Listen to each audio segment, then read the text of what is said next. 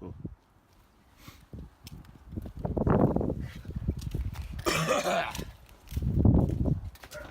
What's the password? The beans are in the pot. Alrighty.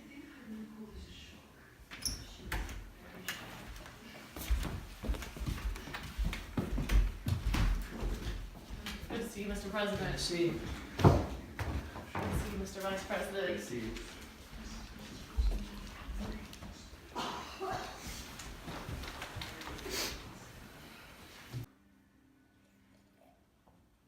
The coffee's cold. Give me a new one. Me too.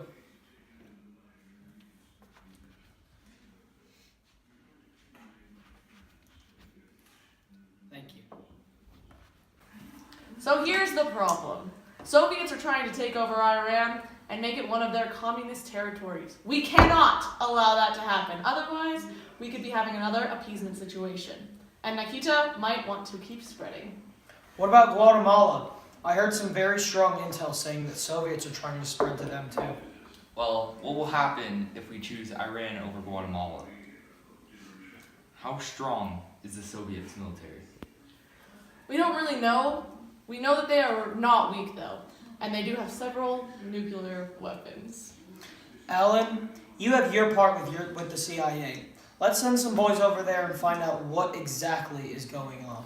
Well, that's a good point, Mr. President, but we can't just send them in blindly. We need a plan. Like, where are we sending them and why?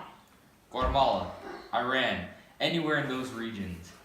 We'd send them to spy to see what kind of military control the Soviets have on these two areas. How many men do we have available? That cannot be publicly commented at this time, but there are a fair amount that we can probably send over. All right. On another point, and I know that the CIA is busy, but what are we going to do about this uprising situation in Hungary, if anything? We should help them out. They are trying to overthrow the communist government that is ruling them. I was worried about that too, sir. We have a lot of power still from World War II, so how can we contribute? Yes, you're right. We could be useful, but for now, we're going to stay out of it. We don't want to start a nuclear war with the Soviets because then, as we know, everyone loses. Good point. We'll table it and come back to it later. Men, come on. We're just sitting here talking, not doing. The CIA has been here since 1947 as an intelligence organization, and it is our job to make sure we stay here along with our country. Nixon is right. I approved us and you guys as an operation to protect American interests. Again, all good points. But we were brought here to help America and having an easier way to trust. So we need to watch Guatemala especially. They would be far too close to not do anything. So then it's settled.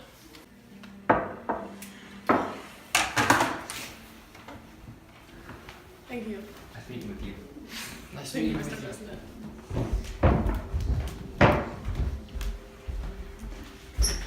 Thank you. The CIA established new government in Iran in 1953 and helped again in Guatemala in 1954.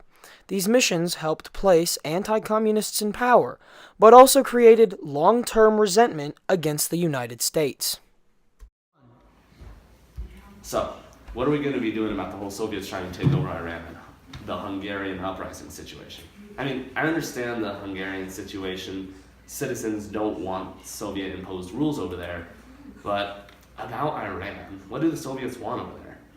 Well, we believe it's the Soviets, but really it's the British boycotted the oil. And now they're trying to take over a British refinery, and Churchill is looking towards us for support and calling it communism. But he isn't wrong. The Soviets would have an easy time silently slipping in and spreading their thoughts to the prime there. We should take action immediately and send what we have to help our ally out. And for the Hungarian uprising, they seem to not be wanting that type of communism. Smart, and maybe we could send some aid to help them. Well, I appreciate the enthusiasm. We can't just send an attack to them. That would lead to a nuclear war, and we don't want that. We have to be way more subtle. Maybe send aid to help them silently. Well then, let's send some of our boys over at the CIA over there. They'll do some work watching and spying and do whatever they see necessary, even if it means a little fighting. I can agree to the first part, but again, attacking any Soviet or Iranian would lead to an all-out nuclear war. And we don't want that right now, fellas. Eisenhower would love to start a war with them. He'd be able to use his little Brinken policy. Leave it as that.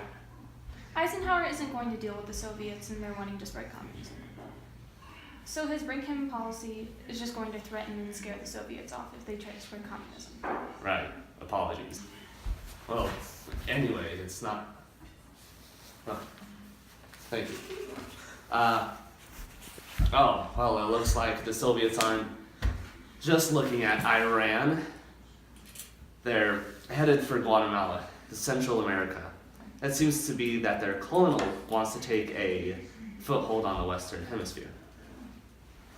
We can't have that kind of liability near these underdeveloped countries. They're too easy to influence. Hey, maybe we can do that. Influence Guatemala as well. Besides, they just got through a revolution. They might still be trying to rebuild what they lost, and their new president, Arbenz, is taking land away from our fruit companies. That's perfect. We can use that as leverage to persuade the higher-ups. And let's see here. Looks like we already have a small revolt going on elsewhere, led by Castillo Armas. We could use him. Then it's settled. Move some men to Iran and Guatemala and persuade them to become democracy. And any revolt that starts up, we support them and help them overthrow the commies in the office now. Later that year, on June 8, 1954, John Foster Dulles, Secretary of State, declares that Guatemala and Iran has been saved from the communist imperialism and that there is a new glorious chapter to the already amazing tradition of America. While the Iranians did not agree at first with the CIA stepping in and dealing with the spreading of communism in their country, they believed that we were invading their country until we simply just implied this new system of democracy into their society.